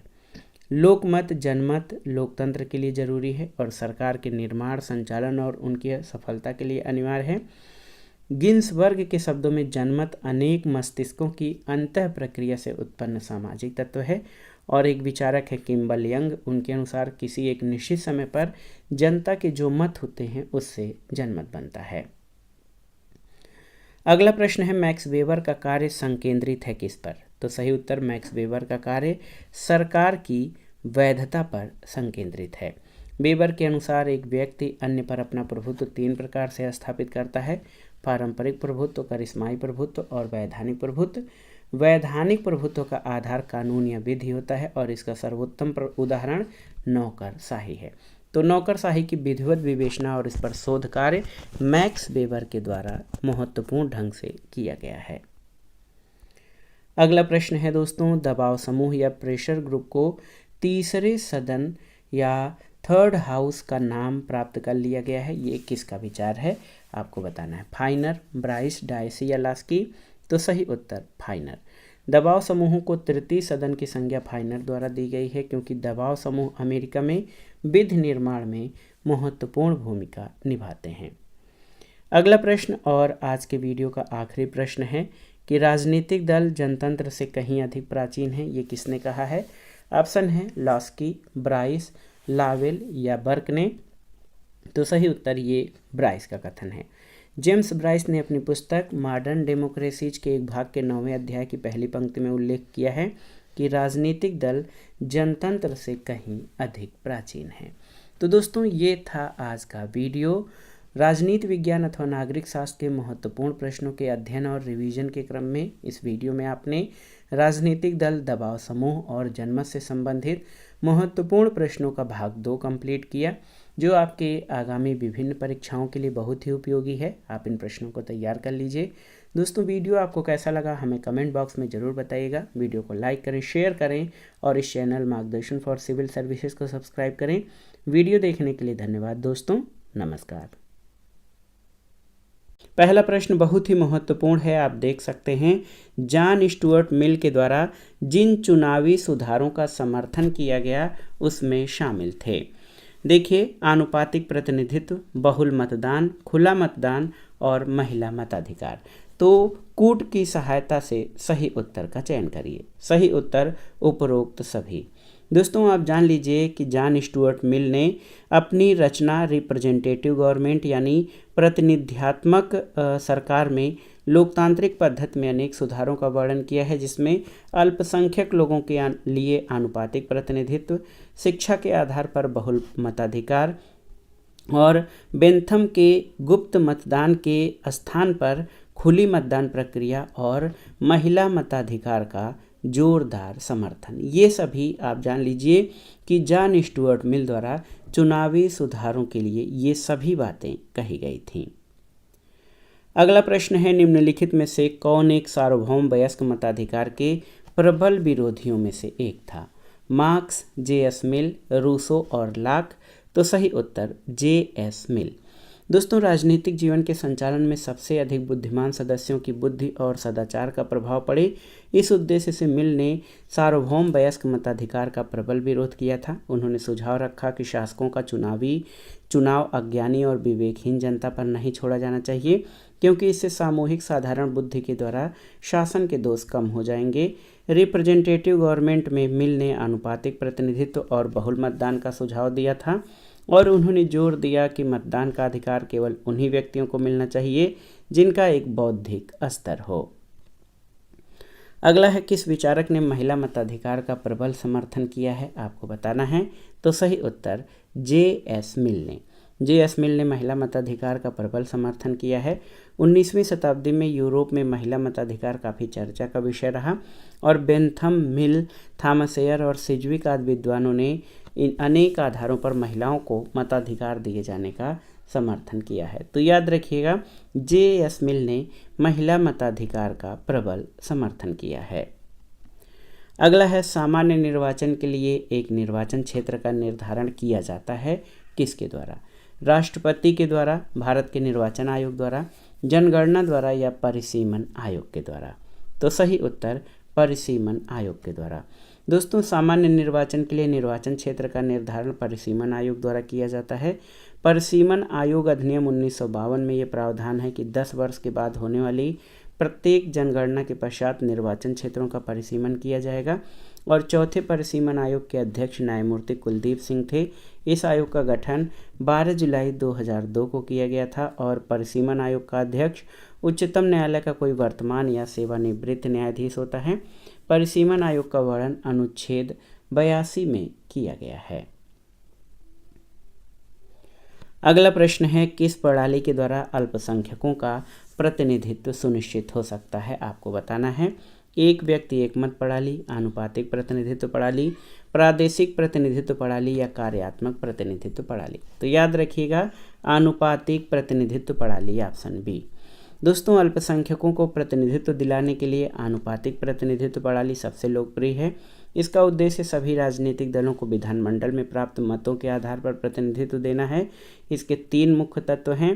क्या क्या? बहुसदस्यीय निर्वाचन क्षेत्र, उम्मीदवार मतों का एक निश्चित कोटा प्राप्त करने पर विजयी होता है और व्यवस्थापिका में समान और उपयुक्त प्रतिनिधित्व प्रदान किया जाता है। अगला है, चुनाव सुधारों के लिए भारत में किस वर्ष जगन्नाथ राव समिति का गठन किया गया था? 1970, 1971, 1972 या 1973? सही उत्तर 1971 में पूर्व विधि मंत्री जगन्नाथ राव की अध्यक्षता में चुनाव सुधारों के लिए 21 सदस्यीय कमेटी का गठन जुलाई 1971 में किया गया था। अगला प्रश्न है, वह मतदान व्यवस्था जिसमें मतदाता किसी प्रत्याशी को एक से अधिक मत दे सकता है क्या कहलाती है? ऑप्शन है बहुल मतदान, बहुमतदान, सामूहिक मतदान या संचयी मतदान? तो सही उत्तर संचयी मतदान। संचयी मतदान प्रणाली या अनुपातिक प्रतिनिधित्व प्रणाली का एक भाग है, आप जान लीजिए। इसका प्रयोग बहुसदस्यीय निर्वाचन क्षेत्रों में किया जाता है और इसमें मतदाता को ये अधिकार होता है कि उसे प्राप्त मतों को वो एक ही उम्मीदवार को दे दे या सभी उम्मीदवारों के बीच बांट दे। प्रत्येक मतदाता को उतने मत देने का अधिकार होता है जितने सदस्य किसी निर्वाचन क्षेत्र से चुने जाने हों। अगला प्रश्न है, सरकार का 4th स्टेट किसे माना जाता है? अखबार को, जनमत को, राजनीतिक दल को या दबाव गुट को? तो प्रेस या अखबार को सरकार का 4th स्टेट माना जाता है। बहुत ही महत्वपूर्ण प्रश्न है। दोस्तों, आप जानते भी हैं कि जो अखबार है ये समाचार पत्र लोकमत के निर्माण में महत्वपूर्ण योगदान देते हैं। ये सरकार की राजनीतिक, सामाजिक, आर्थिक गतिविधियों से जनसाधारण को अवगत कराते हैं। अखबार ही सरकार की नीति की स्वरूप आलोचना, नीति की आलोचना करते हैं, शासन की त्रुटियों को जनता तक पहुंचाते हैं। इसलिए अखबार सरकार और जनता के बीच एक कड़ी का कार्य करते हैं जिससे सरकार की बात जनता तक और जनता की बात सरकार तक पहुंचती है। तो याद रखिएगा, अखबार को 4th स्टेट कहा जाता है। अगला है, निम्नलिखित में से कौन से कार्य राजनीतिक दल करते हैं? लोकमत का निर्माण, कानून की व्याख्या, न्यायाधीशों की नियुक्ति या सरकारी अधिकारियों की नियुक्ति? तो सही उत्तर लोकमत का निर्माण। दोस्तों, राजनीतिक दल लोकमत के निर्माण के प्रयत्नों में निरंतर लगे रहते हैं क्योंकि लोकमत या पब्लिक ओपिनियन उन्हें सत्ता में बनाए रखने या सत्ता में लाने का साधन है। बिखरे हुए विचारों को निश्चित सूत्र में पिरोने का काम राजनीतिक दल करते हैं और ये समस्याओं के प्रति जनता को सचेत करते हैं जिससे जन जागृति उत्पन्न होती है और लोकमत के निर्माण का जो मार्ग है वो प्रशस्त होता है।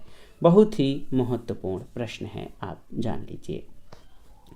दोस्तों, जनमत के निर्माण में मुख्य तत्व क्या है, ये आपका अगला प्रश्न है। देखिए, परिवार, स्वतंत्र प्रेस, न्यायिक निर्णय और शिक्षण संस्थाएं। तो सही उत्तर, जनमत के निर्माण में स्वतंत्र प्रेस मुख्य तत्व होता है। बहुत ही महत्वपूर्ण प्रश्न है। दोस्तों, जनमत के निर्माण में परिवार, स्वतंत्र प्रेस और शिक्षण संस्थाएं सभी की भूमिका होती है, लेकिन स्वतंत्र प्रेस की भूमिका सबसे महत्वपूर्ण है। अन्य संस्थाओं में जनमत का स्वरूप एक पक्षी हो सकता है या संकीर्णता से ग्रसित हो सकता है, लेकिन स्वतंत्र समाचार पत्र अपेक्षाकृत अधिक निष्पक्ष और दृष्टिकोण में व्यापकता रखते हैं, इसलिए इन्हें शासन का चौथा स्तंभ या फोर्थ स्टेट कहा जाता है। अगला प्रश्न है, कौन लोकमत के अभिकरण के रूप में गलत सूचीबद्ध किया गया है? परिवार तथा प्राथमिक समूह, शिक्षण संस्थाएं, संचार के साधन या उपर्युक्त में से कोई नहीं? तो सही उत्तर उपर्युक्त में से कोई नहीं। दोस्तों, प्रत्येक देश में सार्वजनिक महत्व के मुद्दों के बारे में जनमत का निर्माण होता है, जिसमें परिवार तथा प्राथमिक समूह, शिक्षण संस्थाएं और संचार के साधन महत्वपूर्ण भूमिका निभाते हैं। ऑप्शन डी आपका सही उत्तर है। अगला प्रश्न है, कौन सा एक जनमत का अभिकरण नहीं है? आपको बताना है। प्रेस, न्यायपालिका, राजनीतिक दल, टेलीविज़न तथा रेडियो। तो सही उत्तर न्यायपालिका। दोस्तों, न्यायपालिका जनमत निर्माण का अभिकरण नहीं है। न्यायपालिका में वैयक्तिक दावों का निस्तारण होता है, जिसका संबंध सार्वजनिक प्रश्नों से नहीं है। व्यक्ति का व्यक्ति के मध्य विवाद हो या व्यक्ति और राज्य के मध्य विवाद, न्यायपालिका स्थापित कानूनों या संवैधानिक प्रावधानों के अनुरूप न्याय निर्णय करती है। इसके समक्ष आने वाले विषय न्यायिक होते हैं, न कि राजनीतिक। अगला प्रश्न है, स्वस्थ लोकमत के निर्माण में बाधा है क्या? स्वतंत्र प्रेस, निरक्षरता, स्वस्थ तथा सशक्त राजनीतिक दल या सांप्रदायिकता का अभाव? तो याद रखिएगा, निरक्षरता या अज्ञानता दोस्तों, ये स्वस्थ लोकमत के निर्माण में बाधा है। निरक्षरता स्वस्थ लोकमत के निर्माण में सबसे बड़ी बाधा है। समाचार पत्र या अन्य माध्यमों से विभिन्न विषयों का ज्ञान प्राप्त करना और परस्पर विचारों का आदान प्रदान करना साक्षरता के बिना संभव नहीं। निरक्षर व्यक्ति अपुष्ट स्रोतों या अफवाहों से अपने मत का निर्धारण करते हैं, जिससे लोकतांत्रिक प्रणाली भीड़ तंत्र के रूप में प्रकट होने लगती है। अगला प्रश्न है, निम्नलिखित अभिकरणों में कौन सा एक लोकमत के निर्माण पर अधिकतम प्रभाव डालता है? शैक्षणिक संस्था, धार्मिक संस्था, व्यापारिक संघ या प्रेस, रेडियो और दूरदर्शन? तो याद रखिएगा, प्रेस, रेडियो और दूरदर्शन लोकमत के निर्माण पर अधिकतम प्रभाव डालता है। प्रेस, रेडियो और दूरदर्शन लोकमत के निर्माण में अधिकतम प्रभाव डालते हैं। इन संचार साधनों में से एक विचार सब तक पहुंचाया जाता है। सार्वजनिक प्रश्नों पर एक विवाद सा चलता है और विभिन्न विचार विकल्पों में किसी एक पर पहुंचा जाता है। निष्पक्ष समाचार पत्रों को स्वस्थ जनमत का सजग प्रहरी और लोकतंत्र का धर्मग्रंथ कहा जाता है। रेडियो और दूरदर्शन तत्कालीन राजनीतिक, सामाजिक और आर्थिक समस्याओं पर भाषण, टिप्पणियाँ, वार्ताएं और वाद विवाद प्रकाशित करके लोकमत के निर्माण में महत्वपूर्ण भूमिका निभाते हैं। अगला प्रश्न है, कौन सा लोकमत से संबंधित नहीं है? बहुत ही महत्वपूर्ण प्रश्न है। कौन सा लोकमत से संबंधित नहीं है? ये समुदाय के लिए हित प्रबंध है, ये अल्पसंख्यक हित के लिए प्रबंध है, ये नागरिक समाज हित के लिए प्रबंध है, या ये सामान्य जनता के हित के लिए प्रबंध है? कौन सा लोकमत से संबंधित नहीं है? तो सही उत्तर ऑप्शन बी कि ये अल्पसंख्यक हित के लिए प्रबंध है, ये लोकमत से संबंधित नहीं है।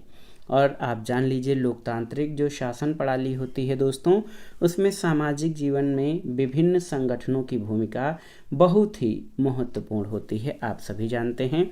और जीवन के विभिन्न संगठनों में अंतःक्रिया यानी इंटरेक्शन चलती रहती है। कुछ संगठन सार्वजनिक हितों के प्रतिकूल आचरण में संलग्न हो जाते हैं। ऐसे कार्यों में सशक्त रोक केवल लोकमत ही लगा सकता है और अल्पसंख्यक हित संकीर्णता पर आधारित हैं, जबकि लोकमत व्यापक दृष्टिकोण से मसले पर विचार करते हुए अपना दृष्टिकोण बनाता है। तो आप जान लीजिए कि लोकमत जनता की ऐसी इच्छाओं का मत होता है जिसका उद्देश्य सामूहिक कल्याण हो। अगला प्रश्न है, निम्नलिखित में से कौन सा कथन सत्य है? आपको बताना है। बहुत ही महत्वपूर्ण प्रश्न है, कौन सा कथन सत्य है? जनमत का सृजन कानून द्वारा होता है। जनमत सामान्यतः कानून तथा जनमत परस्पर सदृश होते हैं। जनमत और कानून में परस्पर कोई संबंध नहीं होता। सामान्यतः कानून और जनमत परस्पर विरोधी होते हैं। तो सही उत्तर सामान्यतः कानून तथा जनमत परस्पर सदृश होते हैं, ये आपका सही है। वर्तमान लोकतांत्रिक व्यवस्थाओं में कानून निर्माणक संस्थाएं कानून निर्माण में लोकमत का सम्मान करती हैं। संसद जैसी संस्थाओं में सदस्य जनता द्वारा चुनकर आते हैं, इसलिए वे जनमत के प्रति संवेदनशील होते हैं। नीति निर्देशक तत्वों को कानूनी और संवैधानिक संरक्षण प्रदान करना कानून और लोकमत के मध्य सादृश्यता की ओर संकेत करते हैं। अगला प्रश्न कथन और कारण से संबंधित है। कथन है आधुनिक राजनीति के लिए राजनीतिक दल जीवन रेखा हैं। आधुनिक राजनीति के लिए राजनीतिक दल जीवन रेखा हैं, बिल्कुल सही है। और कारण है कि प्रतिनिध्यात्मक संस्थाओं के विकास और मताधिकार के विस्तार और विकास के कारण राजनीतिक दल उत्पन्न हुए, तो ये भी सही है। लेकिन दोस्तों ए और आर दोनों सही होने के बावजूद कारण कथन की सही व्याख्या नहीं करता है, क्योंकि आप जान लीजिए आधुनिक राजनीतिक प्रणाली में राजनीतिक दलों की उपयोगिता बताई गई है और कारण में राजनीतिक दलों की उत्पत्ति का कारण बताया गया है। कथन और कारण दोनों अलग अलग संदर्भ को स्पष्ट करते हैं। कारण में कहीं नहीं बताया गया है कि राजनीतिक दल जीवन रेखा क्यों हैं, तो इसलिए कथन और कारण दोनों सही तो हैं, लेकिन कारण कथन की सही व्याख्या नहीं करता है। अगला प्रश्न है निर्वाचक समूह का अर्थ क्या होता है। तो सही उत्तर निर्वाचक समूह का अर्थ है मतदाताओं की संख्या। निर्वाचक समूह का तात्पर्य मताधिकार प्राप्त नागरिकों या समूह या संस्था है। सार्वजनिक वयस्क मताधिकार में एक न्यूनतम उम्र सीमा प्राप्त करने वाला नागरिक मतदाता हो जाता है, जबकि सीमित मताधिकार में कुछ व्यक्तियों तक ही इस अधिकार को सीमित रखा जाता है। मताधिकार की योग्यता के अंतर्गत वयस्कता, नागरिकता, निवास और अपराध जैसे तथ्य शामिल किए जाते हैं। तो याद रखिएगा निर्वाचक समूह का अर्थ मतदाताओं की संख्या है या मताधिकार प्राप्त नागरिकों का समूह या संस्था होता है।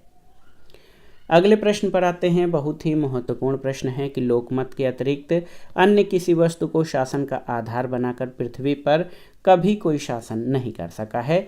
ये कथन किसका है? जोस आर्टिगे गैसेल का, जे.एस. मिल का, लॉर्ड ब्राइस का या मोरिस गिन्सबर्ग का?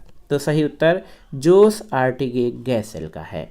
दोस्तों विभिन्न शासन व्यवस्थाओं में लोकमत के महत्व को दृष्टि में रखते हुए जोस आर्टिगे गैसेल ने लिखा है कि लोकमत के अतिरिक्त अन्य किसी वस्तु को शासन का आधार बनाकर पृथ्वी पर कभी कोई शासन नहीं कर सकता।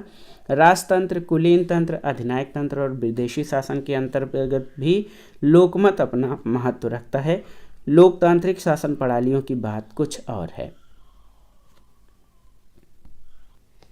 अगला प्रश्न दोस्तों बहुत ही महत्वपूर्ण है। इसमें पूछा गया है कि निम्न देशों में से किसने एक ही प्रयास में सार्वभौम मताधिकार अपनाया है। ऑप्शन देखिए, इसमें ऑप्शन है यूके, भारत, यूएसए या चीन। तो सही उत्तर भारत हो जाएगा। कैसे?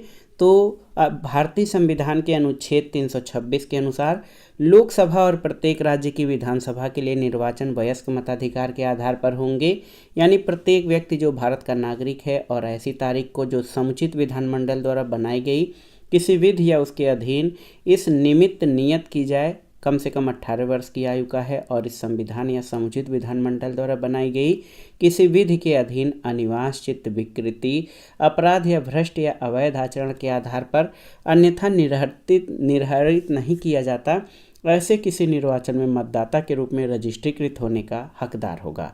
और कोई व्यक्ति उपरोक्त वर्णित दशाओं की पूर्ति की स्थिति में लोकसभा और विधानसभा के निर्वाचनों में मत देने का अधिकार रखता है, लेकिन तभी जबकि निर्वाचक नामावली में उसका नाम विधिवत दर्ज हो।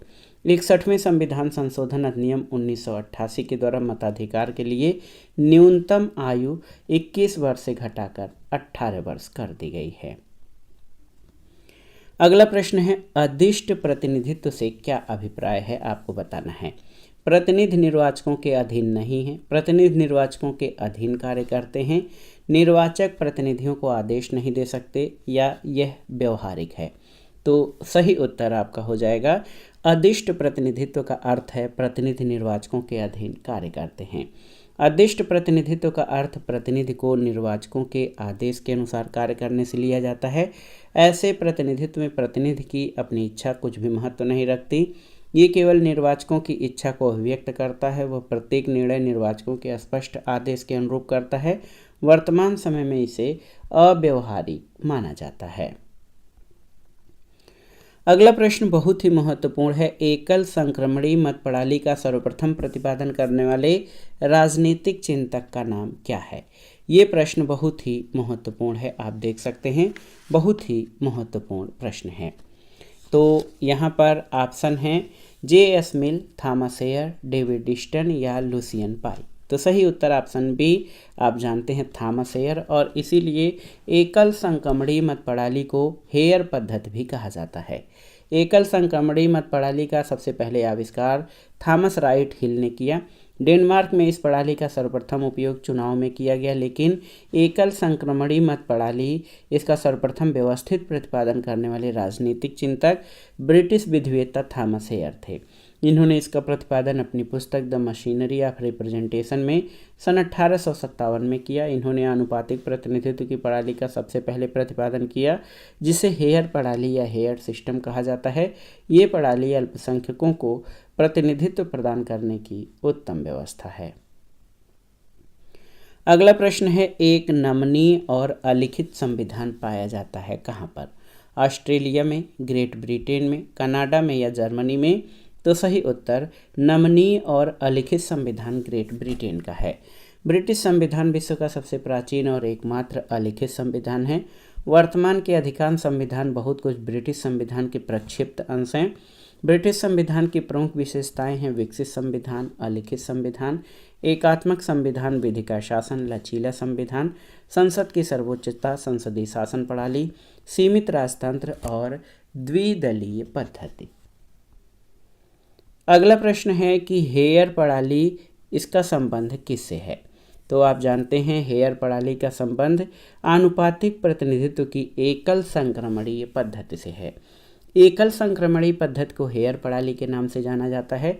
एकल संक्रमणीय मत प्रणाली में प्रत्येक मतदाता वोट तो एक ही देता है, किंतु वह मतदाता पत्र पर अपनी पसंद के 1, 2, 3, 4 लिखकर वरीयता क्रम में प्रदर्शित करेगा कि वो किस क्रम में उम्मीदवारों को पसंद करता है, चाहे कितने ही प्रत्याशी क्यों न खड़े हों। इसमें निर्वाचन क्षेत्र में न्यूनतम 3 सदस्य होने चाहिए। एकल संक्रमणीय प्रणाली अल्पसंख्यकों को प्रतिनिधित्व देने की पद्धतियों में सबसे अच्छी मानी जाती है। अगला प्रश्न है कि थॉमस हेयर का नाम किस निर्वाचन पद्धति से जुड़ा हुआ है? तो उत्तर है आनुपातिक पद्धति से। प्रतिनिधित्व की आनुपातिक पद्धति का प्रतिपादन 19वीं शताब्दी में थॉमस हेयर ने अपनी पुस्तक प्रतिनिधि के चुनाव में किया था। इसलिए प्रतिनिधित्व की आनुपातिक प्रणाली को हेयर प्रणाली भी कहा जाता है। इस पद्धति में एक बहुसदस्यीय निर्वाचन क्षेत्र होता है और निर्वाचन क्षेत्र के प्रत्येक मतदाता को उम्मीदवारों की संख्या के बराबर मत देने का अधिकार है। इस पद्धति में वे उम्मीदवार विजयी होते हैं जो आवश्यक चुनाव कोटा प्राप्त करते हैं। और इस प्रणाली को कार्यरूप में परिणत करने के लिए मुख्यतः जिन पद्धतियों का प्रयोग किया जाता है उसमें एकल संक्रमणीय मत प्रणाली और सूची प्रणाली है। इस प्रणाली का उपयोग अल्पसंख्यकों को उचित प्रतिनिधित्व देने के लिए किया जाता है। अगला प्रश्न बहुत ही महत्वपूर्ण है, आप देख सकते हैं दोस्तों, महत्वपूर्ण प्रश्न है कि निम्नलिखित पर समानुपातिक प्रतिनिधित्व प्रणाली के आधार पर विचार कीजिए और दिए गए कूट की सहायता से सही उत्तर का चयन करें। बहुत ही महत्वपूर्ण प्रश्न है। देखिए, बहुसदस्यीय निर्वाचन प्रणाली बिल्कुल सही। एक मत किंतु हस्तांतरित मत प्रणाली सही है। उम्मीदवार की अधिक संख्या मत प्राप्ति के आधार पर निर्वाचित घोषित होगा, सही नहीं है। विजयी होने वाले को निर्वाचन कोटा के अनुरूप मत प्राप्त करना होता है। तो देखिए 1, 2 और 4 आपके सही हैं। ऑप्शन बी सही उत्तर हो जाएगा। ये जो है आनुपातिक या समानुपातिक प्रतिनिधित्व प्रणाली के अंतर्गत। दोस्तों याद रखिएगा, समानुपातिक प्रतिनिधित्व प्रणाली में प्रतिनिधित्व को अधिक न्यायोचित बनाने के लिए सभी वर्गों, दलों, हितों तथा समूहों को उनके समर्थन के अनुपात में प्रतिनिधित्व उपलब्ध कराने की व्यवस्था होती है। इस प्रणाली के 3 मुख्य प्रकार हैं। प्रथम एकत्रीभूत प्रणाली, द्वितीय एकल संक्रमणीय मत प्रणाली और तृतीय सूची प्रणाली। इसमें विकल्प 1, 2 और 4 सत्य हैं, क्योंकि अधिक संख्या में मत प्राप्ति के आधार पर उम्मीदवार को निर्वाचित होना सामान्य बहुमत प्रणाली की विशेषता है, न कि समानुपातिक प्रतिनिधित्व प्रणाली की। अगला प्रश्न बहुत ही महत्वपूर्ण है कि निर्वाचन की सूची पद्धति से प्रमुखतः किसको लाभ होता है। ऑप्शन है धनी निर्दलीय प्रत्याशियों को, निर्धन युवा प्रत्याशियों को, समूहों और दलों को, या श्रमिक संघ के निर्दल प्रत्याशियों को। तो सही उत्तर समूहों और दलों को। निर्वाचन की सूची पद्धति में समूह और दलों को लाभ होता है। राजनीतिक दलों के विकास के कारण आजकल चुनाव दलीय आधार पर होने लगे हैं, जिसमें उम्मीदवारों का विशेष महत्व नहीं रहता। यही कारण है कि आनुपातिक प्रतिनिधित्व प्रणाली में सूची व्यवस्था का प्रयोग किया जाने लगा है। इसे सूची प्रणाली इसलिए कहा जाता है क्योंकि इसमें उम्मीदवार व्यक्तिगत रूप से चुनाव नहीं लड़ते, वरन राजनीतिक दलों की सूचियां चुनाव मैदान में होती हैं। इसमें मतदाता विभिन्न सूचियों में से किसी एक सूची को मत देता है। दलों को स्थानों का वितरण सूचियों को मिले मतों के आधार पर किया जाता है और इसके लिए सामान्यतः 3 विधियों का प्रयोग किया जाता है: अधिकतम शेषफल व्यवस्था, डी होंडंट या उच्चतम औसत व्यवस्था, 5% धारा व्यवस्था। सूची प्रणाली में जो निर्वाचन क्षेत्र है ये बहुसदस्यीय होता है। अगला प्रश्न है अल्पसंख्यकों को प्रतिनिधित्व देने की कौन सी पद्धति नहीं है। ऑप्शन है द्वितीय मतदान प्रणाली, पृथक निर्वाचन प्रणाली, व्यावसायिक प्रतिनिधित्व प्रणाली या सूची प्रणाली। तो सही उत्तर द्वितीय मतदान प्रणाली। ये अल्पसंख्यकों को प्रतिनिधित्व देने की प्रणाली नहीं है। अल्पसंख्यकों को प्रतिनिधित्व देने वाली प्रमुख प्रणालियों में आनुपातिक प्रतिनिधित्व प्रणाली, जिसके अंतर्गत एकल संक्रमणी मत प्रणाली तथा सूची प्रणाली है, सीमित मत प्रणाली तथा एकत्रित मत प्रणाली, पृथक निर्वाचन प्रणाली या सांप्रदायिक प्रतिनिधित्व प्रणाली, व्यावसायिक प्रतिनिधित्व तथा स्थानों के आरक्षण की प्रणाली है, ताकि उनको या अल्पसंख्यकों को प्रतिनिधित्व दिया जा सके। अगला प्रश्न है सूची प्रणाली के अंतर्गत प्रत्येक मतदाता क्या करता है। एक पूरी सूची को अपना मत देता है, विभिन्न सूचियों से उम्मीदवारों का चयन करता है, उम्मीदवारों में से अपनी सूची बना सकता है, या जिस सूची को अपना मत देता है उसमें उम्मीदवारों की प्राथमिकता इंगित करता है। तो सही उत्तर एक पूरी सूची को अपना मत देता है। दोस्तों, सूची प्रणाली के तहत प्रत्येक मतदाता एक पूरी सूची को अपना मत देता है। सूची प्रणाली आनुपातिक प्रतिनिधित्व की एक प्रमुख पद्धति है। इसका उपयोग बहुसदस्यीय निर्वाचन क्षेत्रों में किया जाता है। जितने सदस्य चुने जाने होते हैं, प्रत्येक पार्टी उतने उम्मीदवारों की सूचियां मतदाताओं को सौंपती है। प्रत्येक मतदाता किसी न किसी सूची के पक्ष में अपना मतदान करता है और किसी उम्मीदवार के पक्ष में नहीं। इस प्रकार इस प्रणाली में मतदाता एक पूरी लिस्ट या सूची को मत देता है। अगला है निम्नलिखित में से कौन कार्यात्मक प्रतिनिधित्व के प्रमुख प्रतिपादक हैं। John Locke, G.D.H. कोल, जेम्स मिल या जेम्स ब्राइस। तो सही उत्तर G.D.H. कोल। प्रतिनिधित्व के संबंध में G.D.H. कोल का विचार था कि वास्तविक प्रतिनिधित्व कार्यात्मक प्रतिनिधित्व है। इनके अनुसार एक ही व्यवसाय में कार्य करने वाले सामूहिक हितों का प्रतिनिधित्व एक व्यक्ति कर सकता है।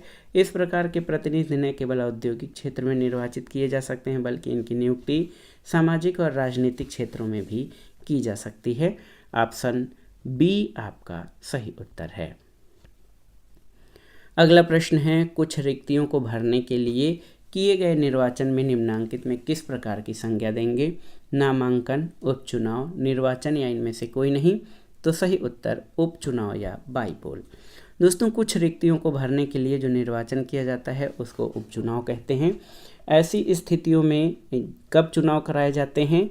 जब कोई निर्वाचित प्रत्याशी त्यागपत्र दे दे या उसकी मृत्यु हो जाए, किसी गंभीर अपराध में सिद्ध दोष पाया जाए या बैंक धोखाधड़ी में लिप्त पाया जाए, अपना मानसिक संतुलन खो बैठे यानी मानसिक रूप से अयोग्य हो जाए और चुनाव में धांधली की स्थिति में उपचुनाव कराए जाते हैं। अगला प्रश्न और आज के वीडियो का आखिरी प्रश्न है प्रत्यक्ष निर्वाचन का अभिप्राय क्या है। ऑप्शन है जब प्रतिनिधि मनोनीत किए जाए, जब प्रतिनिधि नौकरशाहों द्वारा निर्वाचित किए जाए, जब प्रतिनिधि जनता द्वारा स्वयं निर्वाचित किए जाएं, या जब प्रतिनिधि अभिजन वर्ग द्वारा निर्वाचित किए जाएं। तो सही उत्तर जब प्रतिनिधि जनता द्वारा स्वयं निर्वाचित किए जाए। दोस्तों, याद रखिएगा, प्रत्यक्ष निर्वाचन का अभिप्राय है जब प्रतिनिधि जनता द्वारा स्वयं निर्वाचित किए जाए। प्रत्यक्ष निर्वाचन में जनप्रतिनिधि जनता द्वारा सीधे निर्वाचित किए जाते हैं। तो दोस्तों ये था आज का वीडियो, बहुत ही महत्वपूर्ण था। इसमें हमने निर्वाचन प्रणाली से संबंधित महत्वपूर्ण प्रश्नों को सॉल्व किया। ये प्रश्न आपके आगामी विभिन्न अध्यापक भर्ती परीक्षाओं के लिए जो नागरिक शास्त्र अथवा राजनीति विज्ञान विषय से आयोजित की जाती हैं उनके लिए बहुत ही उपयोगी है। आप इन प्रश्नों को तैयार कर लीजिएगा। ये प्रश्न आपके आगामी परीक्षाओं के लिए अति संभावित और महत्वपूर्ण है। तो वीडियो आपको कैसा लगा हमें कमेंट बॉक्स में ज़रूर बताइएगा। वीडियो को लाइक करें, शेयर करें और इस चैनल मार्गदर्शन फॉर सिविल सर्विसेज को सब्सक्राइब करें। वीडियो देखने के लिए धन्यवाद दोस्तों, नमस्कार।